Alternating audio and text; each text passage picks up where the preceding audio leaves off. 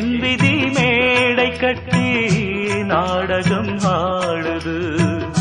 வஞ்சியே உன் மனம் என்னிடம் ஏன் வந்தது? வந்ததால் இத்தனை துன்பமும் வாய்ந்தது. வேதனை சோதனை யாரிடம் நான் சொல்வது?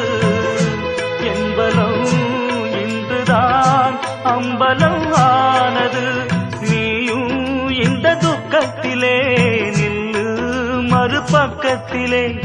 நேரம் ஒரு காலம் வரக்கூடும், அன்று ஒன்னாகலாம்.